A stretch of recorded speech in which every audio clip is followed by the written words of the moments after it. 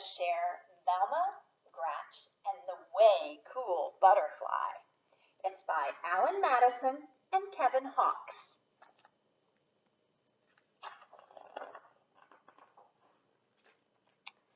Velma Gratch was the youngest of the three Gratch sisters. Frida, the oldest, had gone through first grade first, followed by Fiona. Now it was Velma's turn.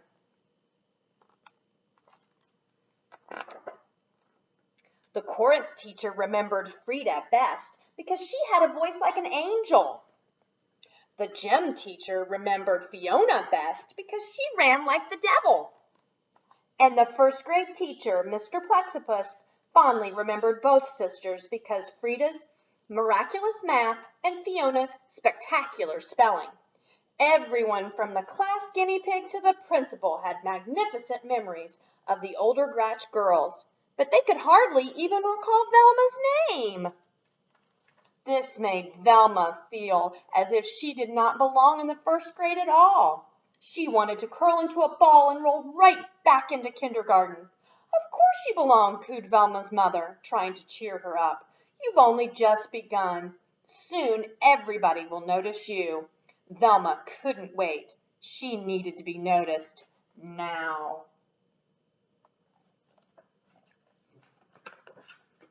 In chorus, she sang loudest, so that the teacher could hear her best. In gym, she ran the slowest, so the teacher could see her best. And in class, she refused to read and muddled her math. Mr. Plexippus lamented that she was the first Gratch sister ever sent to the principal's office. This brought a smile to Velma's lips. Littlest Gratch, why are you singing so loudly in chorus and running so slowly in gym? Inquired Principal crossly. Because, answered Velma, I want you to remember me just like you remember Frida and Fiona. The principal's owlish eyes opened wide.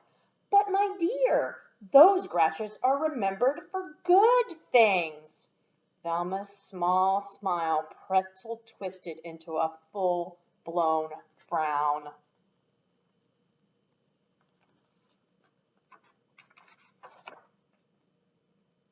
Science was Velma's favorite subject. She had learned many fabulous facts, like how a rainbow is born and why a volcano burps. The latest lesson was about butterflies. Mr. Plexippus explained that a butterfly starts as an egg. The egg turns into a caterpillar. The caterpillar disappears into a chrysalis, which is a little sac and does not come out until it has changed into a beautiful butterfly. He called this change metamorphosis. Velma didn't want to forget this extra long word, so she repeated it again and again as she walked home. Metamorphosis, metamorphosis, metamorphosis.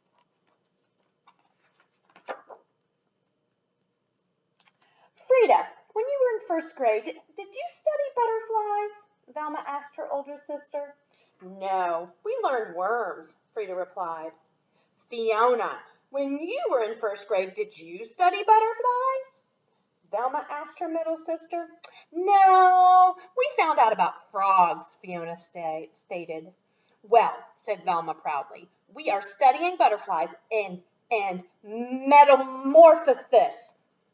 That's way cool, Frida declared, and Fiona bobbled her head in a way cool agreement. Velma read everything in the library about butterflies. She discovered that there were 20,000 different kinds, which was a lot. She adored the ones with colorful names: brown elfin, frosted flasher, sleepy orange, and the ones with funny names: comma, question mark, American snout, not to mention the ones with strange names: morpho, painted lady, gossamer wing. But her favorite butterfly of all was the orange and black monarch. When it got cold, all the monarchs would fly south to Mexico to stay warm. Velma thought this was an amazing coincidence because last winter vacation, She and her family had also flown south to Mexico to stay warm.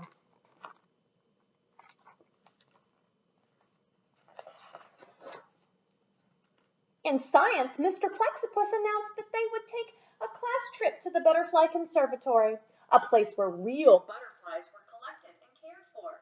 Because Velma didn't want to forget this extra long word, she repeated it again and again as she walked home. Conservatory, conservatory, conservatory. Frida, did you take a class trip in the first grade? Velma asked her oldest sister. Absolutely. We went to the museum, Frida replied. Fiona, did you take a class trip in the first grade? Velma asked her middle sister. Absolutely. We went to the aquarium, Fiona stated. Well, said Velma proudly, we're going to the serve the story? That's way cool, Frida declared, and Fiona bobbled her head in a way cool agreement. The Butterfly Conservatory was surrounded by fancy flower beds and bedecked with banners of butterflies. Velma was so excited her knobby knees wobbled, her spaghetti arms trembled, and her carroty curls shook. A sharp-nosed woman holding a clipboard introduced herself. I am your tour guide. Inside, a butterfly might land on you, but please don't touch its wings. Does anybody know why? Velma's hand shot up because they're made of teeny tiny scales that could rub off like dust. And that is not good, she explained. Precisely, said the guide. What's your name? I'm Velma, the youngest of the three Gratch sisters. I don't think I know your sisters, the guides commented as they entered the rain-forested room.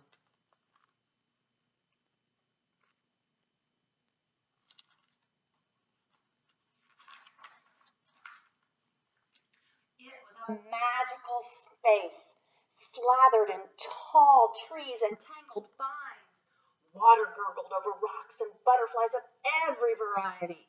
Giant swallowtails, short-tailed skippers, pygmy blues, and best of all, monarchs flew up to forever. The guide explained that when it got colder in a couple of weeks, she would take the monarchs into the park and let them go free so they could fly to Mexico. This traveling was called migration.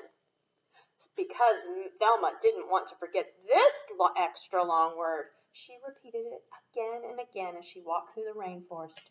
Migration, migration, migration.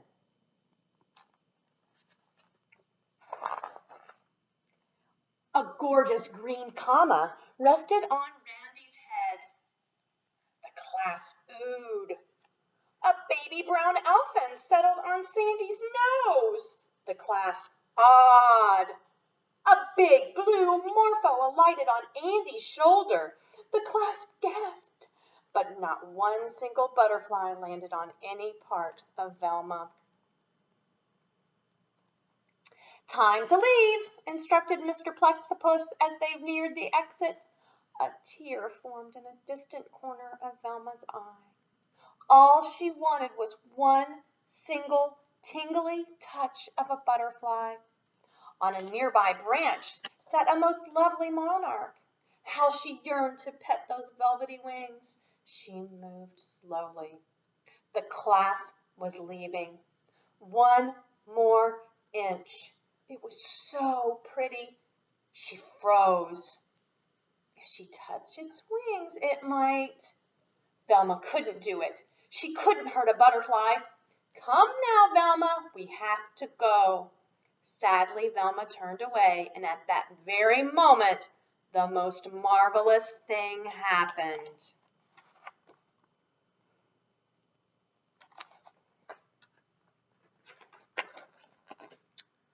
The monarch hopped from its branch and roosted right on Velma's finger. Delicate wings slowly folding, antennae twitching, weightless and wondrous, the insect sat.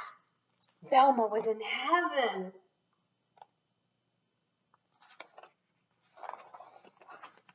The bus is waiting, her teacher called. Velma placed her finger next to the branch. Bye-bye, butterfly, she whispered. But the monarch didn't move. "We're closing," said the guide. Velma lightly blew on the butterfly. It didn't budge. Without ever touching the butterfly's wings, everyone tried to get the monarch to fly, crawl, or walk off Velma's finger. But nothing worked.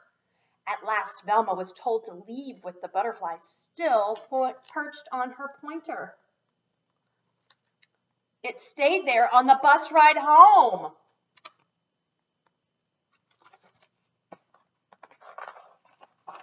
It stayed there when she slept and was still there when she awoke. It stayed during gym, math, reading, ballet, soccer. Day in and day out, it stayed put on that pointer. Soon, everyone from the class guinea pig to the principal knew about Velma and her butterfly.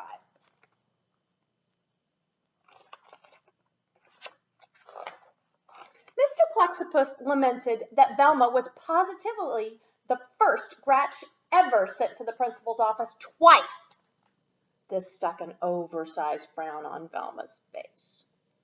"Velma," Principal crossly commanded, "it is time for the butterfly to go." "Oh, I've tried to get it to go," Velma moaned, "but it just won't." "Well, no one will ever forget this," the principal fumed. Velma's frown twisted into a small smile. "Hey, I know what to do," she proclaimed. "My gray son." Velma paraded Principal Crossley, Mr. Plexippus, her class, Frida, and Fiona to the park. Car horns honked, people yelled, but despite all the commotion, the monarch didn't move.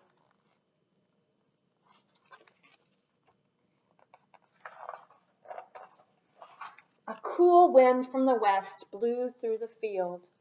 In the middle stood the tour guide from the conservatory, carefully opening an enormous sack. A single monarch butterfly stepped out, looked around, and flitted away. It was trailed by 10, then 10 more, soaring up and up until the sky overflowed with thick clouds of orange and black. "What's happening?" wondered Frida.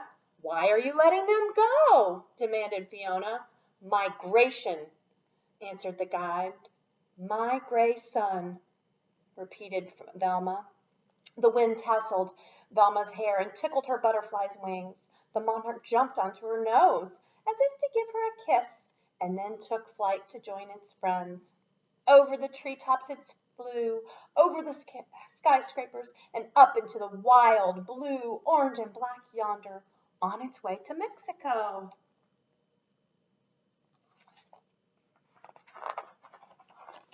"Velma!" shouted Principal crossly, and every eye turned toward her. "Oh, no," fretted Velma, sure that she was about to become the only gratch ever sent to the principal's office 3 times. "That was way cool," the principal said, and one and all bobbed their heads in way cool agreement. Then, with her fine finger where the monarch had sat still a tingle, Velma, followed by her 2 sisters, floated home.